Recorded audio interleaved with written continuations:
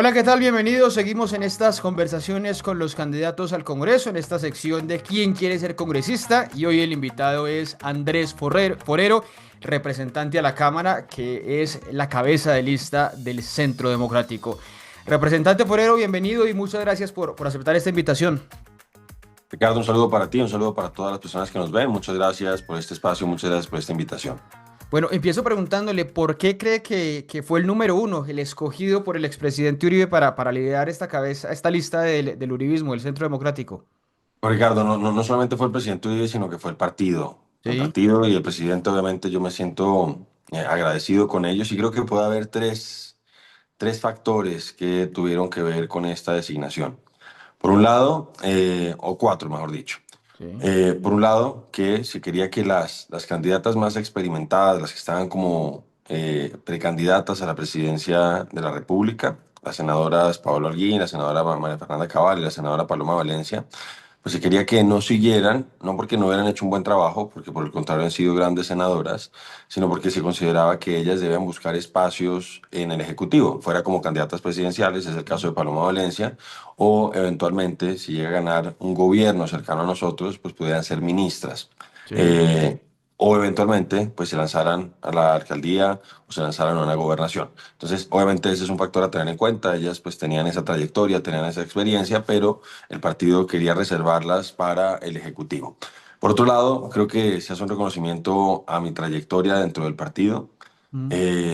Yo soy miembro fundador del Centro Democrático. Yo, de hecho, hice parte de la lista cerrada de la Cámara de Representantes por Bogotá el 2014. La primera vez. La primera vez, Sí. esa era una lista cerrada. Yo estaba en el renglón octavo, en esa ocasión no quedé, pero pues eso me abrió las puertas para después ser concejal de Bogotá. Fui concejal de Bogotá un periodo y medio, es decir, 6 años. Después fui representante a la Cámara, fui también cabeza de lista a la Cámara de Representantes. Había sido cabeza de lista al Consejo de Bogotá la segunda vez que aspiré. Y ahora, pues el partido, pues siento yo reconociendo esa trayectoria, pues también decide darme esa cabeza de lista. Por otro lado, está el tema del trabajo legislativo que ha adelantado durante estos 3 años y 4 meses del gobierno de Gustavo Petro. He hecho Sí. parte de la Comisión Séptima Constitucional y pues he tenido bastante visibilidad, sobre todo defendiendo el sistema de salud, defendiendo a los pacientes, defendiendo al talento humano en salud. Y creo que el partido también reconoció ese trabajo serio y riguroso a propósito del tema de salud. Hubo otros temas, estuvo también el tema laboral, estuvo el tema pensional, pero sobre todo yo creo que la gente me reconoce hoy por hoy a propósito del tema de salud. Y finalmente, pues yo hice parte, mejor dicho, yo hice fórmula con Miguel Uribe Turbay hace Mm. 4 años. Miguel era la cabeza de lista del Senado, yo era la cabeza de lista de la Cámara. Eh, de los congresistas de la bancada, posiblemente yo era el más cercano en términos personales a Miguel, y Sí. siento también que hay un homenaje a Miguel con Claro. esa designación. Pues por la cercanía, porque en cierta manera pues tenemos algunas semejanzas en la forma de hacer política, en la edad, etcétera, etcétera. Entonces también creo que hay un homenaje del partido a Miguel con esa designación. Por eso hablaba Ricardo de como esos cuatro factores. Por un Que lado, influyeron, las sí. congresistas que ya no regresan y los otros tres elementos que sí están más relacionados conmigo. Uno, que además pues creo que es un homenaje póstumo a Miguel. Representante, varias preguntas alrededor de todo eso que usted me dice que sobre eso vamos desarrollando toda la entrevista y es, después de estos 3 años y pico, ¿qué balance hace usted de su trabajo, específicamente como representante a la Cámara? Ya ha mencionado usted algunas cosas, pero ¿cuál es ese sello que usted cree que está dejando en la Cámara, que es donde estuvo este periodo? Ricardo, mi ejercicio ha sido principalmente un ejercicio de control político. Yo no he Mm. adelantado tantas iniciativas legislativas como hubiera querido. De hecho, había presentado un proyecto de ley la primera legislatura, estaba relacionado con temas de movilidad, o más concretamente, que era un proyecto que yo había anunciado que iba a presentar en campaña y de hecho lo presenté en la primera legislatura. Estaba relacionado con el tema del pico y placa, sobre todo porque Sí. aquí en Bogotá la alcaldesa Claudia López, que estaba en el gobierno anterior, y esto se ha mantenido con el alcalde Galán. Galán, pues a veces lo que uno ve es que, pues sin mejorar las condiciones de movilidad, sin hacer ningún esfuerzo de otra naturaleza, pues lo que hacen es que aumentan el pico y placa, a veces en contravía de lo que habían prometido en campaña, y pues a nosotros nos parecía que eso pues tendría que tener alguna consideración adicional, o mejor dicho, que hubiera una limitante, y ahí nos parecía que si había una restricción de pico y placa, se podría disminuir o podría haber un descuento proporcional en el impuesto de rodamiento. Es decir, si en un lugar determinado no hay pico y placa, pues ahí no debería haber ningún descuento.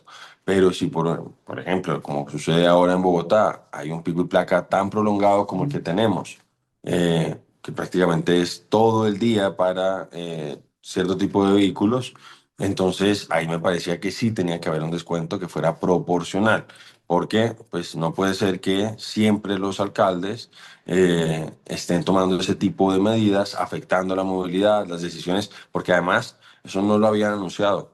En el caso de la alcaldesa Claudia López, creo que se había comprometido en que no iba a modificar el tema del pico y placa, que tenía unas horas de restricción en la mañana y otras en la tarde, y ella lo extendió para casi todo el día. Oye, hasta las Ahí fue 9, que sí. eso fue que además, vuelvo a insistir, eso ha tenido modificaciones, pero eso como proyecto de ley que yo presenté, pues estaba pues inspirado en eso que estaba pasando en Bogotá. Obviamente se extendía a todo el país y era una forma de hacer que los alcaldes pues tuvieran una consideración fiscal a la hora de tomar una decisión que estaba afectando a los contribuyentes, a los usuarios, por ejemplo, de los carros particulares que habían comprado con una eh, legítima expectativa de utilizarlo en determinadas horas y que se los cambiaron por completo.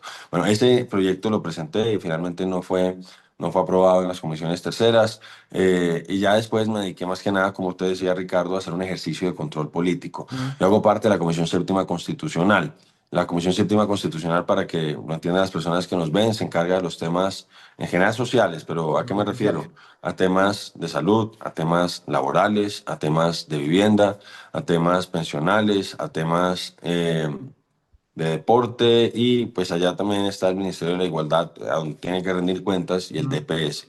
Es decir, por ahí Entonces, pasaba todas las reformas del gobierno que eran sociales, específicamente. las tres principales reformas del gobierno, porque ha Laboral, habido salud reformas y pensiones. tributarias, ha habido reformas de cambios constitucionales, etcétera, etcétera, esas tenían que pasar por las tributarias por la tercera, las constitucionales por la primera, pero las tres grandes reformas sociales del gobierno, que son la reforma pensional, la reforma a la salud y la reforma Mm. laboral, tenían que pasar por esa comisión. De hecho, el propio presidente Uribe me había sugerido cuando estábamos entrando al Congreso o a través de quien era el vocero en ese momento que me metiera en la comisión séptima.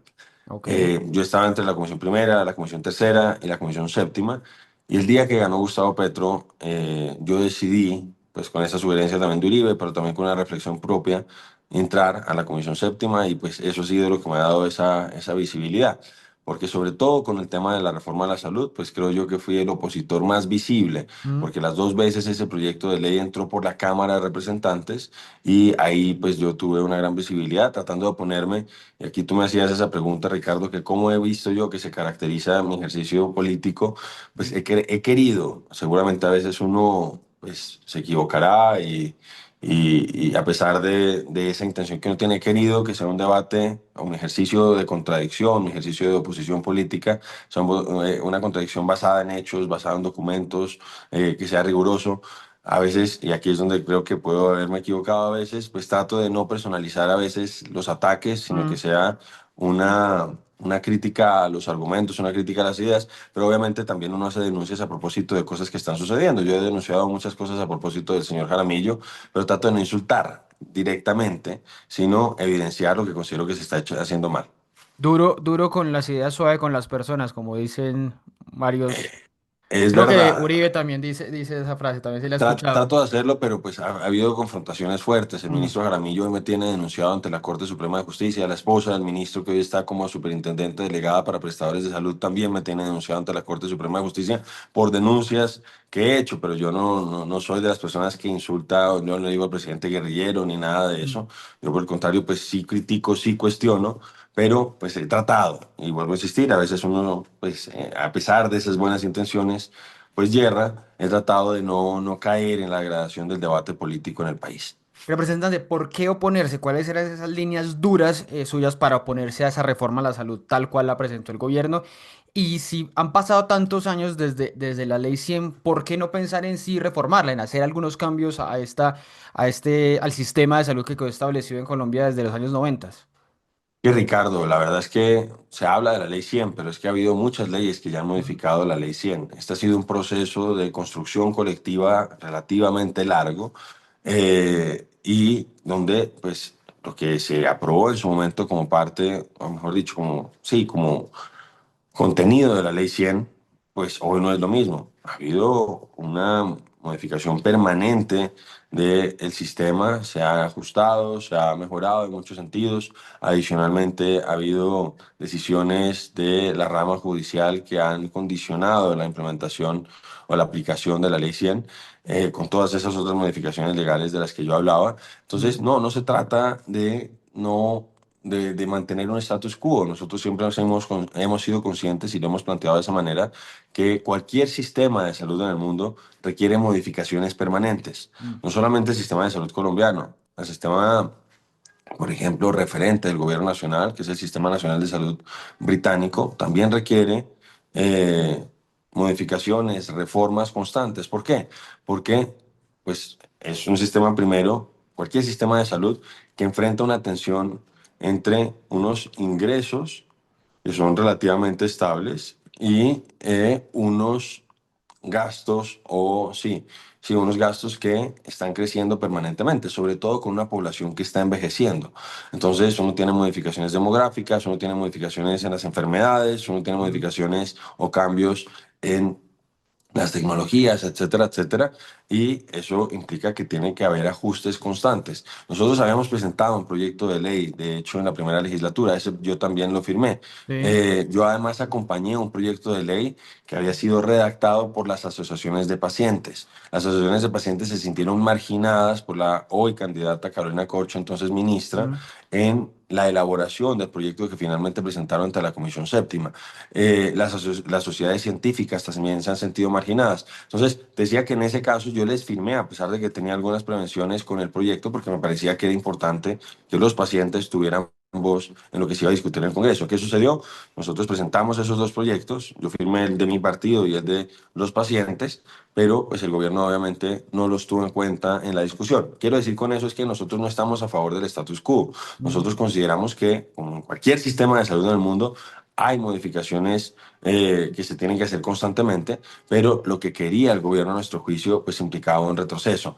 Aquí hay un choque, por decirlo así, de visiones. El sí. gobierno considera que esto que está relacionado con el tema de salud tiene que ser principalmente algo que esté manejado por el Estado. Nosotros, por el contrario, no tenemos ese sesgo anti-sector privado tan fuerte como tiene el gobierno y de hecho creemos que ha habido unos actores muy positivos. Sí, que ha habido problemas con algunas EPS, que hubo escándalos de corrupción con algunas de ellas, sin duda. Sobre todo, pues en el caso del señor Palacino, con el caso de Salud Salud Cop, Colombia. etcétera, etcétera.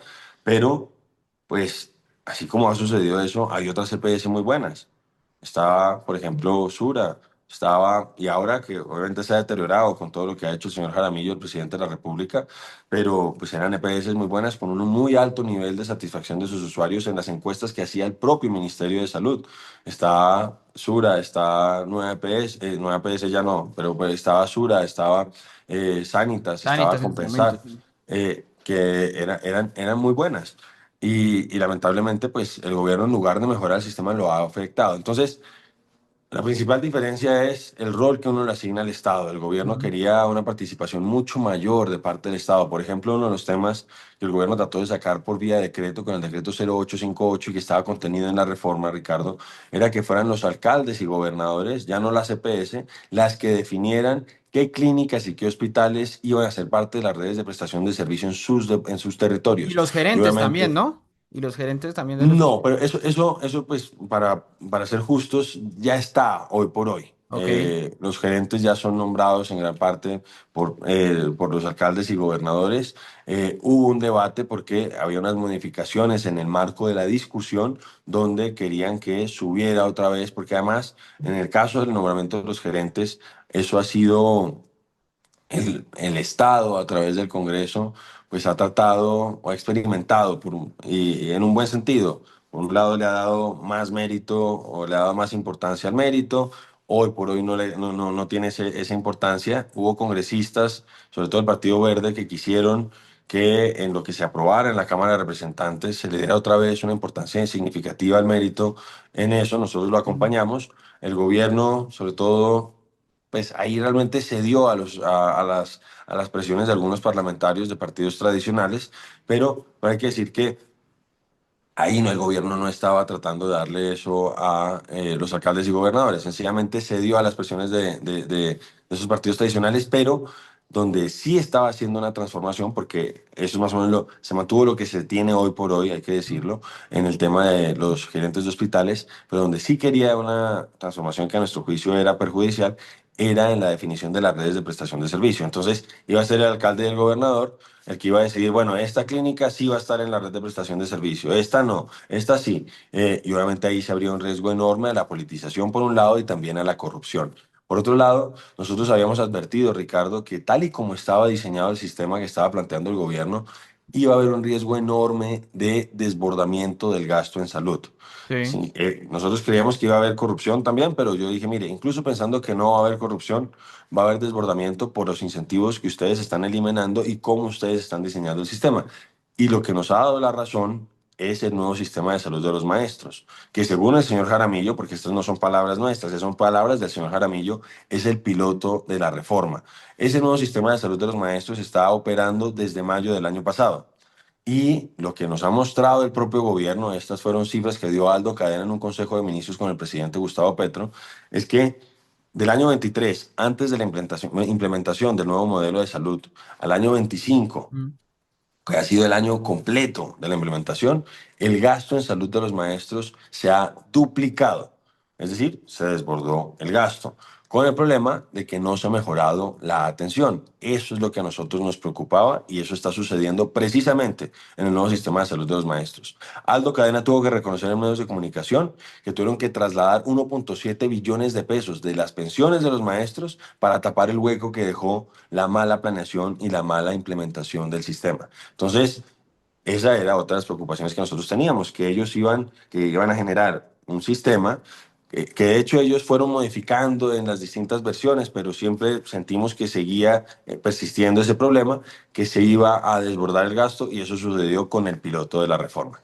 Por otro lado, nosotros creíamos que acababa con uno de los elementos que nos parece más importantes del sistema de salud actual, que es la unidad de pago por capitación. El Sí. gobierno, por sugerencia de algunos partidos políticos, a pesar de que en el proyecto original no tenía algo que se denominara UPC, al final le pone ese rótulo a algo que realmente no es una UPC. Porque el gobierno fragmentaba los recursos. Esa era una de las críticas principales que nosotros teníamos, que fragmentaba los recursos, porque entonces decía, vamos a destinar unos recursos para garantizar el funcionamiento de los centros de atención primaria en salud, de los CAPS, que era, podríamos decirlo, un subsidio a la oferta. Entonces sacaban una plata desde el principio del presupuesto y la destinaban a esos centros de atención primaria en salud, que eso puede tener sentido, Ricardo, en las zonas rurales y dispersas del Claro, país. que no Nosotros llegan. decíamos que ahí podía tener sentido, donde pues no había una demanda por la que se pudiera competir con buen servicio. Entonces en esas zonas nosotros decíamos, listo, puede hacerlo, pero no en zonas como Bogotá, donde se generan incentivos pues para que llegue esa plata y posiblemente no haya buena atención, pero eso, ya están fondeados los centros de atención primaria. Entonces, por un lado estaban esos recursos y marginalmente, residualmente, que era lo que a nosotros nos preocupaba más, el gobierno dejaba recursos residuales para la atención de mediana y alta complejidad, para la atención de enfermedades de alto costo. Y ese era un riesgo y una preocupación que nosotros teníamos y que tenían precisamente los pacientes de alto costo. Eh, ¿Qué más? Estaba el tema de la inscripción, no nos parecía que tuviéramos que enrolarnos, por decirlo así, adscribirnos en estos centros de atención primaria de salud, que esa fuera la puerta de entrada a nuestro sistema. Eh, Sentíamos que a las gestoras, que son las OIPS, EPS, que sí. las convertían en gestora, les reducían las funciones, porque ya no iban a tener las mismas responsabilidades que tienen hoy, pero les garantizaban unos pagos que podían ser mayores a los que reciben el día de hoy. Porque el día de hoy se supone que se les paga la UPC a las gestoras, a las EPS, Ahora se- dependiendo del régimen subsidiado, del régimen contributivo. Si es el régimen subsidiado, es el 8% con el que ellos deben pagar los gastos administrativos y eventualmente tener utilidades. Y en el caso de el régimen contributivo es el 10%. Entonces, bueno, eso suena mucho. Lo que pasa es que los estudios recientes muestran que el gasto en salud está por encima del 100% de la UPC. Es decir, que si reciben 100, a veces están gastando 101. ¿Eso qué quiere decir? Que en la práctica no están teniendo utilidades. Entonces, nosotros lo que decíamos es que esas utilidades, en el caso de las EPS, eran residuales, con lo que planteaba el Gobierno Nacional con las gestoras, que ese fue un artículo muy polémico, es que le garantizaba más o menos, ya no de manera residual, sino les garantizaba un pago que podía llegar hasta el 5% de los recursos que ellos manejaran. Podía ahí haber unas variaciones hacia abajo en función de hacia arriba también, si mostraban buen desempeño, etcétera, Sí, de etcétera, acuerdo. pero hacia abajo también lo podía hacer y ahí nosotros pues veíamos que ya no era una cuestión de carácter residual, sino que era un monto fijo por cumplir menos responsabilidades. Entonces, así podríamos seguir, Ricardo, son muchos los temas en los que nosotros estábamos de En acuerdo, contra, sí. pero lo que yo digo hoy por hoy, sobre todo después de la implementación del nuevo sistema de salud de los maestros, al que ya hice alusión, y sobre todo después también de la experiencia de las EPS intervenidas, es que no se trata de hacer futurología, porque es que el señor Jaramillo dijo que teníamos un piloto. El piloto funcionó mal. Entonces no entendemos por qué lo que funciona mal para 800.000 personas lo quieren extender para 50 millones de colombianos.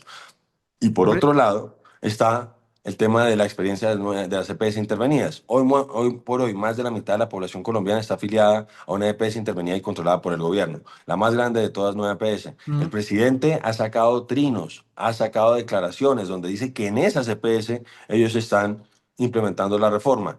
Y lo que hemos visto ha sido un desastre. Lo de nueva EPS es desastroso. Ricardo, cuando yo llegué al Congreso, el discurso de la señora Corcho y el discurso de la bancada de gobierno es que no podía ser que para algunas atenciones, en algunos momentos, se requirieran tutelas.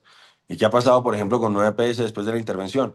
Las tutelas se duplicaron, Ricardo, se duplicaron, pero lo más grave no es que se hayan Las duplicado, quejas sino también. que hoy, no, las expresiones, quejas y reclamos Sí. también. Pero en el caso de las tutelas, lo más grave no es que se hayan duplicado, que ya es muy grave, sino que las están desacatando deliberadamente y de forma impune.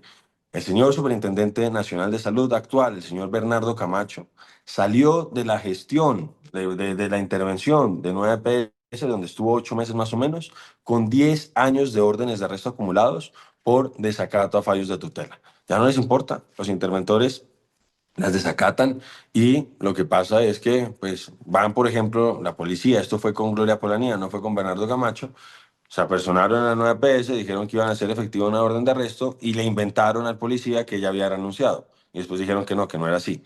Entonces, yo los hago, los requiero en el Congreso para que le den la cara al país y a los congresistas y no van. Y no van, entre otras cosas, Ricardo, porque saben que se irían presos por todo esto que están haciendo. Es que ya Sí, los por eso están no hay desacatando y debate. no pasa nada. Por Entonces eso no ahí es puede haber donde uno no debates de entiende. control, sí.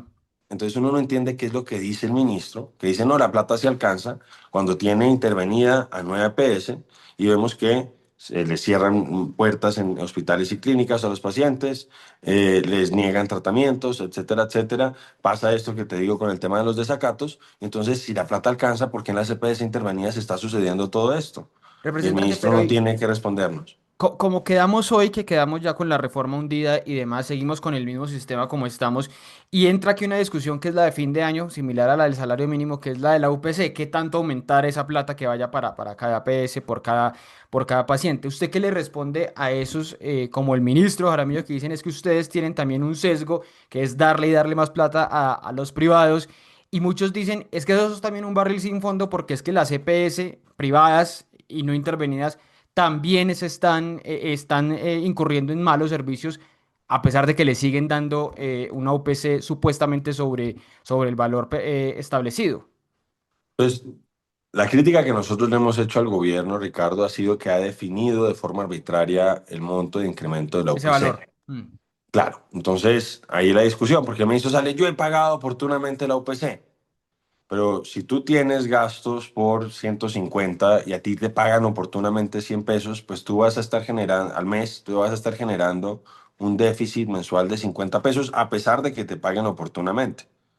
¿Ah? El tema del pago oportuno, pues es falaz de parte del ministro, O sea, ¿usted cree porque que si sí siguen paga, desfinanciadas? no, yo sí creo que están Mm. desfinanciadas. Y además, la prueba reina está en que la CPS, que hoy tiene el gobierno a su cargo, es que el argumento del gobierno es que decía es que una vez que nosotros logremos sacar a la CPS, vamos a liberar cerca de 10 o 8% del total de los recursos que manejan, porque ellas no tienen ninguna función. Ellos hablaban que eran solamente intermediarias, no aseguradoras. Mm. Entonces, Decían, si sacamos a la CPS vamos a tener esa plata. Eso es más o menos el esquema mental que utilizaba Carolina Corcho para decir que no necesitaba más recursos y que esos recursos iban a estar una vez que salieran las CPS. Hoy las controlan y los recursos en esas CPS alcanzan menos de lo que alcanzaban antes. Mm. Es decir, se ha mostrado que son pésimos administradores. Ricardo, no puede ser que una de las empresas más grandes del país como 9PS, que es de las más grandes del país, no Del solamente es país. la EPC más grande con 11 millones Sí, de afiliados, en el listado está, está entre las más está grandes, sí. Ecopetrol Mm. y posiblemente está 9PS, habrá otras también, pero es la más grande del país, de las más grandes del país. Y ha tenido cuatro interventores en menos de un año. De hecho, si se le sumamos a Aldo Cadena, que fue el que forzaron durante 2 meses, eh, presionando y chantajeando a las cajas de compensación para que fuera presidente antes de la intervención, son 5 administradores en menos de un año. 5.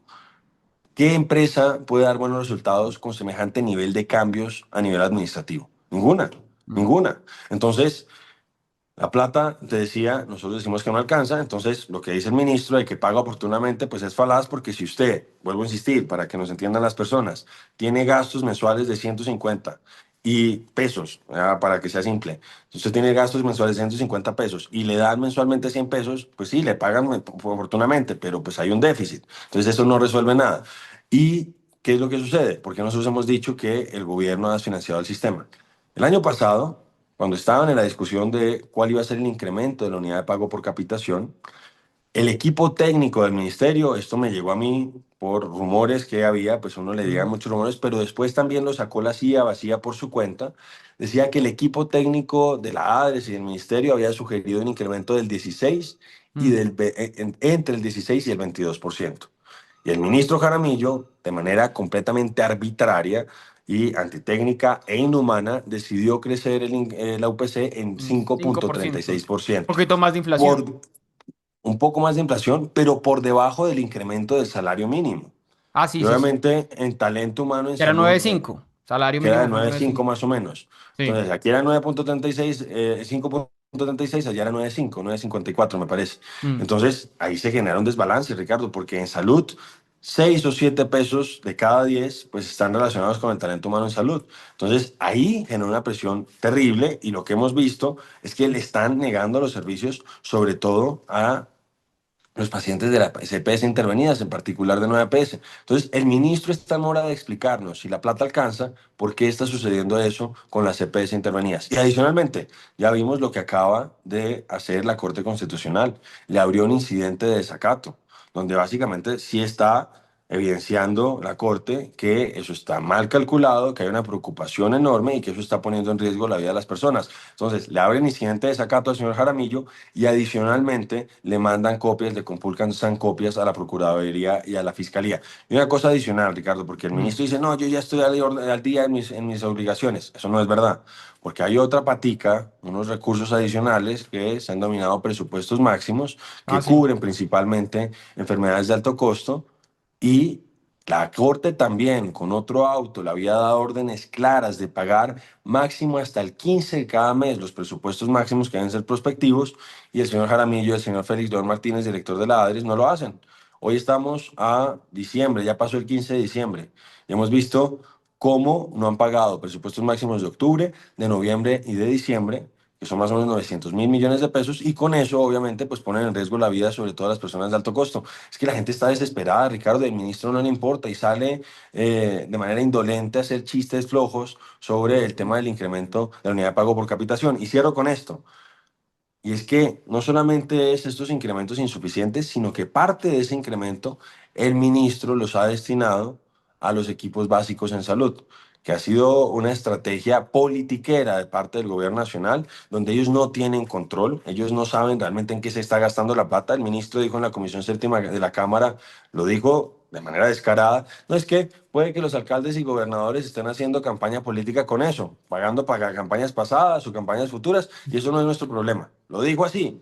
Entonces, ellos han destinado muchísimos recursos de la salud que antes se destinaban al aseguramiento, a cubrir enfermedades, a estos equipos básicos donde no ha habido realmente resultados claros, concretos, que pueda mostrar el gobierno y el ministerio y que se han convertido además ahí sí en un barril sin fondo, que ellos no conocen. Ellos hablan, no, es que no se les hace auditoría.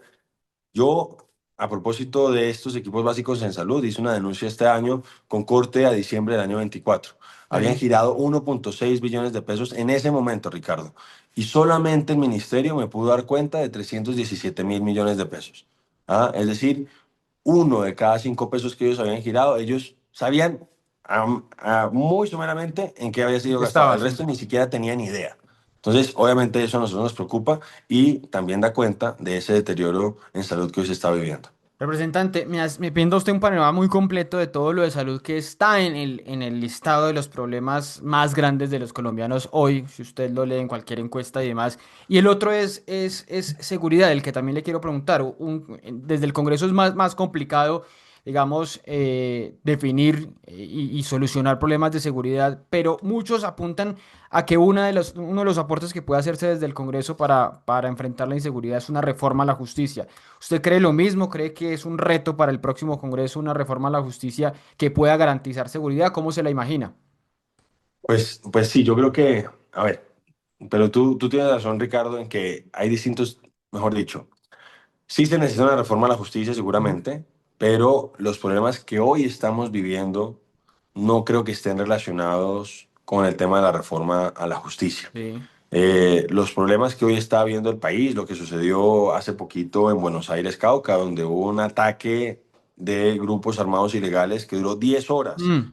a la población, que volaron la estación de policía, que Destruyeron el volaron pueblo, pues. otras entidades públicas, que se tomaron el pueblo, que realmente, pues el presidente que está tan obsesionado con el tema de Gaza, pues eran imágenes que uno perfectamente algunas hubiera pensado que no eran de Colombia, sino de Gaza.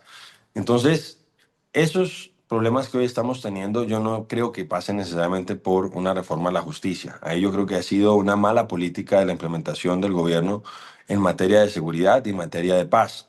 Ha sido la política de paz total que ha sido un completo fracaso. El presidente improvisó unos acuerdos con los grupos armados ilegales, unos ceses al fuego que se convirtieron en la práctica en ceses al fuego unilaterales, donde el único que los cumplía era el ejército y la fuerza pública. Entonces, ahí yo no creo que esos problemas se vayan a resolver necesariamente con una reforma a la justicia. Yo sí creo que se requiere una reforma a la justicia por los altos niveles de impunidad que existen. Por ejemplo, la violencia urbana que tenemos, el tema de lo que sucede aquí en Bogotá con altos niveles de criminalidad. Ahí sí creería que puede tener más sentido una reforma a la justicia y que sí podría ayudar a combatir esa alta impunidad. Pero en las otras situaciones, que es lo que hoy está padeciendo el país con un paro armado del ELN, lo que está padeciendo el país con esto que está sucediendo, estas tomas violentas de los pueblos por parte de los grupos armados ilegales, yo creo que no está relacionado con el tema de la reforma a la justicia. Creo que el gobierno se la jugó toda a esta política de paz total, que fue una política improvisada. Yo recuerdo al canciller Leiva que decían, venga, es que ustedes están improvisando con el tema de la paz total, no hay claridad de el marco en el que ustedes pretenden hacer estas negociaciones con los grupos armados ilegales.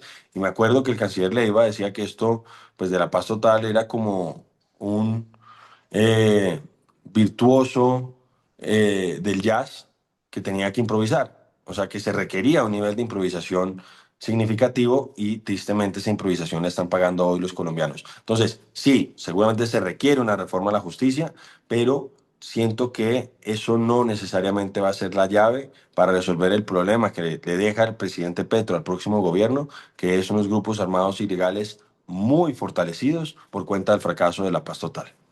Hablemos de estos minutos finales, Andrés, de la campaña presidencial. ¿Cómo la está leyendo? Pero quisiera preguntarle, usted vivió varios años en Chile, ¿no? Tengo entendido. Así es. Yo ¿Cómo, viví más cómo? o menos como 16 años. Uy, harto. Casi ciudadano chileno usted. Pues No se más o le menos, pegó afortunadamente no se me pegó el acento. Eso le iba a Ah, decir, no porque se yo le pegó, no se le quiero pegó el mucho a acento. Chile, Ricardo, pero, Y pero es, pucha que hablan Oye, mal y es maltratan el idioma de dificilísimo y Cervantes. dificilísimo de entenderles. Pero le quería preguntar de eso, de cómo lee primero esa elección reciente en Chile y cómo golpea o cómo impactará en la elección en Colombia. Muchos dicen se parece mucho y va a pasar lo mismo y otros dicen no, no va a pasar exactamente lo mismo. ¿Cómo ve eso que pasó ahora en Chile?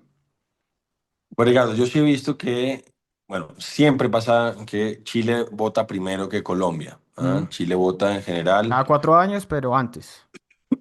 sobre todo porque hubo un cambio, antes era cada 6 años. Ah, ok. Ajá, y hubo una modificación y empezó a ser de cuatrenios. Antes eran sexenios y ahora son cuatrenios. Y justo cuando se terminó ese sexenio, correspondió que los cuatrenios coincidieran prácticamente con las elecciones nuestras, anticipándolas en prácticamente 5 meses. Sí. Entonces, eh, hemos visto que, por ejemplo, en su momento ganó Piñera y después ganó Duque, Mm. después ganó Boric y después ganó Petro y ahora ganó Cast y esperamos que no gane Cepeda. Eh, yo no creo que se pueda hacer una extrapolación directa, más allá de estas coincidencias o estas correlaciones espurias que se han dado. Y además creo que en el caso de Chile, la situación que dejaba Boric no era tan compleja como la que siento que está dejando Gustavo Petro. Siento que a un presidente como Cast le puede ir mucho mejor que al próximo presidente de Colombia, sea quien sea. El presidente de Colombia que llegue va a enfrentar unos retos muy graves, retos que no tiene en este momento el presidente entrante en Chile. En Colombia, el presidente Petro deja una situación fiscal muy compleja, deja una situación de seguridad alarmante. La situación de salud y la situación energética, pues también son muy preocupantes. Deja esas crisis, entre otras, y el que sea va a tener que llegar a hacerse cargo de esa situación tan compleja. En el caso de Chile, yo creo que Boric no hizo un buen gobierno en general, pero sobre todo porque allá obviamente hay venalidad en la política, también hay cuoteo, allá lo denominan al tema del clientelismo, pero hay un poco más de claridad ideológica de los bloques políticos que llegan al Congreso. Y Boric, por ejemplo, llega y enfrentó un Congreso que estaba casi dividido por la mitad. Entonces, para hacer grandes reformas, pues él tenía que buscar compromisos políticos. Y yo creo que eso es bueno en política. Mm. Aquí el presidente, y pues este no es un problema que haya surgido con Petro, sino que con Petro se hizo más patente, pues tuvo unos aliados inesperados. Y no porque realmente él hubiera cedido en términos programáticos o hubiera llegado a una solución de compromiso con ellos, sino sencillamente pues por los escándalos que hemos visto. Y que vuelvo a insistir, no es algo que surja con Petro, Ricardo. Nuestro sistema de salud está nuestro sistema de salud, nuestro sistema Político. político está muy banalizado, está muy clientelizado. Entonces, que se vieron cosas absurdas como que el Partido Conservador al principio del gobierno Era hiciera petrista. parte de la coalición. Entonces, Boric no pudo adelantar muchas de las cosas que él quería. Él además, a mi juicio, cometió un error y es que ató el futuro de su presidencia a el tema de la constituyente. Salió Es una fatal. vez que se perdió la constituyente porque además en su momento no supieron administrar la victoria los constituyentes cercanos al presidente Boric y se fueron a un extremo, perdieron, Mm. después perdieron los otros, etcétera, etcétera, pero Boric se quedó realmente sin un gobierno con un norte claro. Entonces, por eso digo que la situación de Chile no es tan dramática como la nuestra, pero pues Cast logró imponerse. Eh, en el caso de Colombia, pues las encuestas, que todavía estamos un poco lejos, muestran un Cepeda que aprovechó esta convergencia en su candidatura de la Mm. izquierda y nosotros pues vemos que el centro y la derecha están muy dispersos. Nosotros esperamos que la consulta del 8 de marzo permita ordenar un poco más esto que hoy está distorsionado por la cantidad de ruido de tantos candidatos que hay en este momento en competencia. Y yo espero que si haya sido un anticipo. La verdad es que no se pueden hacer extrapolaciones. Mm. Nosotros además tenemos un contexto distinto. Hay algo que nos preocupa mucho, Ricardo, y es las condiciones de seguridad del país para las elecciones presidenciales, sobre todo. Hay grupos armados ilegales que hoy están controlando ciertos territorios. Obviamente ellos van a ejercer presión electoral y eso a nosotros nos preocupa. Eso es algo que no ocurría en Chile. Eh, Aquí Pero, pues tenemos unos niveles de corrupción un poco sí. mayores. ¿Cómo? No, que le preguntaba, usted me hacía con la comparación Piñera, después gana Duque, Boris, después gana Petro y Cast, y usted me habla de Cepeda que va encabezando las encuestas, pero hay otro personaje que es Abelardo de la Espriella, y usted me mencionaba ahorita que usted no recurre a insultos, que es un tipo mucho más moderado dentro de la derecha. ¿Usted cómo lee, siendo un personaje de la derecha más moderada, una candidatura como esa, que es por supuesto más extrema? ¿Y estaría dispuesto a que todo su partido se vaya hacia esa candidatura si la encuesta sigue mostrando la misma foto en mayo? Pues Ricardo, nosotros en este momento tenemos una candidata única que es Paloma Sí. Valencia. Esa es la candidata que estamos apoyando y es la que queremos que eventualmente ¿Usted votó por llegue. ella? No me llegó la encuesta, Ah, ¿no le parece que llegó? Ah, no me llegó la encuesta, parece ah, no que fueron todos. el número que después pregunté en el partido, el número que estaba registrado estaba mal apuntado. Ok, Entonces, no me llegó, entonces no pude participar. Pues para nada es un secreto que yo estaba con Miguel Uribe Turbay. claro, claro. Realmente mi candidato era Miguel Uribe Turbay. Tristemente la violencia nos lo arrebató. Y pues yo soy hombre del partido y acompaño a Paloma, a quien además le encuentro grandes virtudes. Paloma es una mujer muy preparada, creo que ha sido nuestra mejor senadora en este cuatrenio, y no solamente la mejor senadora del Centro Democrático, sino una de las mejores senadoras del Congreso de Colombia. Ujú. Es una mujer que se abre al diálogo. Por ejemplo, no sé si usted recuerda, Ricardo, que hubo ciertos acuerdos a propósito de una ley de educación que finalmente el gobierno decidió tirar por la borda, a Ahí en los que se llegó comisión en la primera, Comisión sí. Primera Mm. del Senado y que se terminó hundiendo en el cuarto debate. Y una de las artífices de esos acuerdos había sido la senadora Paloma Valencia. Eso fue con la ministra Aurora. Entonces, a mí me parece que es una candidata muy valiosa que tenemos, y por eso no estoy pensando en otras alternativas en este momento. En cualquier caso, pues ya como analizando lo que está sucediendo y viendo que Abelardo tiene una atracción significativa, yo creo que eso se da por cuenta, pues eso es un fenómeno que se da a nivel mundial también, Ricardo, y es que a Sí. veces los outsiders, los que no han estado en política y llegan con una estética clara, con unos mensajes fuertes, etcétera, etcétera, pues empiezan a atraer a porciones importantes del electorado. Y en el caso de él, pues sobre todo con la situación de crisis de seguridad que se está viviendo, siento yo que pues él lo está explotando en términos electorales y ha logrado pues convertirse en un candidato que encarna una posición fuerte contra la violencia y por eso él está con cierto apoyo en las encuestas. Nosotros en este momento estamos apuntando a que Paloma participe en la consulta del 8 de marzo. ¿Usted está de Nos acuerdo parece que más es un con ejercicio. consulta que con encuesta?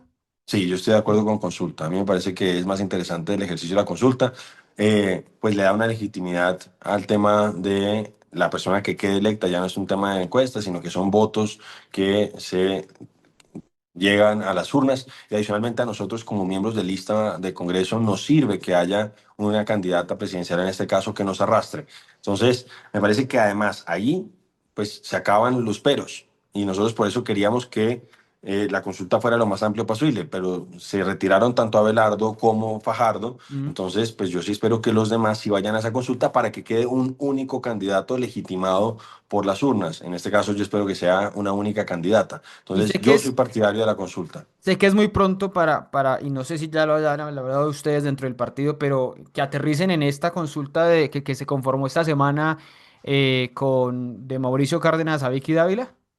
Yo esperaría que sí, me Ujú. gustaría eso. Lo que sería un error, a mi juicio, Ricardo, es que hubiera varias consultas de la derecha y del centro. Centro derecha, Yo sí. creo que había un veto de algunos candidatos, no nuestro, contra Abelardo, y Abelardo fue el que se marginó. Entonces, Mm. una vez que eso sucede, pues yo creo que ya ellos no tienen que vetar a nadie más y tenemos que ir con la consulta más amplia posible. Entonces, claro que me parecería interesante que nosotros como Centro Democrático pudiéramos participar en esa consulta. Yo creo que este Frente Democrático para pues, evitar la continuidad radicalizada del gobierno de Gustavo Petro, pues creo que debe ser lo más amplio posible. Siempre habrá diferencias, hay matices en posiciones, etcétera, etcétera, con respecto, por ejemplo, a David Luna, a Mauricio Cárdenas, a Juan Manuel Galán, pero yo creo que también hay muchas convergencias Ujú. y en este caso, bueno, hemos visto las convergencias, por ejemplo, de Galán con partidos que uno hubiera creído que eran antagónicos al nuevo liberalismo, Como el Mira. como Mira y como compromiso, dignidad y compromiso O ciudadano, entonces yo Robledo. no veo por qué ellos debieran vetarnos a nosotros. Sí. Yo estoy interesado en que el partido participe, vamos a ver qué termina sucediendo. Y un par de preguntas finales, Andrés. La primera, ya me la estaba anticipando usted sobre eso que pueda pasar en la elección de Congreso, si alguien como Paloma Valencia pueda jalar esa lista. Pero se lo pregunto por el expresidente Uribe en el puesto 25. ¿Usted cree que sea posible que saquen 25 senadores o la presencia de Uribe ahí simplemente es simbólica? No, no es simbólica. Simbólica habría sido que estuvieran en el puesto 64. Nosotros tenemos 64 candidatos al Senado. Sí. Obviamente Como es cerrada, entonces. es diferente, Eh, ¿no? Sí, no, pero cuando digo 64 es porque somos 64 Sí. candidatos al Senado y él hubiera estado en el lugar 64. 64 senadores no vamos a sacar, pero 25 es un puesto, Ricardo, que sabemos que es difícil, pero que no consideramos que sea imposible. Realmente es un puesto retador.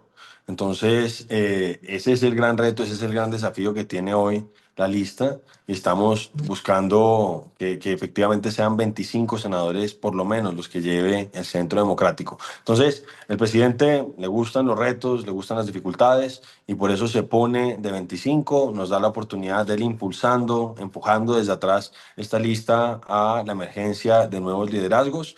Pero yo no veo que sea imposible, de hecho es el reto que nosotros tenemos, eso es lo que tenemos, la idea de ojalá poder sacar.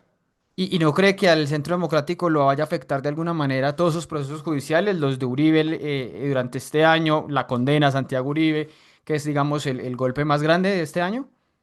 Pues, de hecho, el proceso judicial contra el presidente Uribe, que era el que, pues, había tenido más desarrollo mediático, Ujú. pues, afortunadamente, en segunda instancia, pues, él quedó absuelto. Sí. Yo no entiendo por qué el señor Cepeda anda diciendo que él fue condenado, ¿no? Realmente él fue absuelto. En este momento, él está absuelto por la justicia colombiana. Que ellos vayan a intentar llevar el proceso a la casación, que es un recurso extraordinario, es otra cosa, pero él está absuelto. Entonces, creo yo que, por el contrario, pues quedó, se hizo justicia a nuestro juicio, brilló la verdad, y ahí creo que eso no lo va a afectar a él personalmente.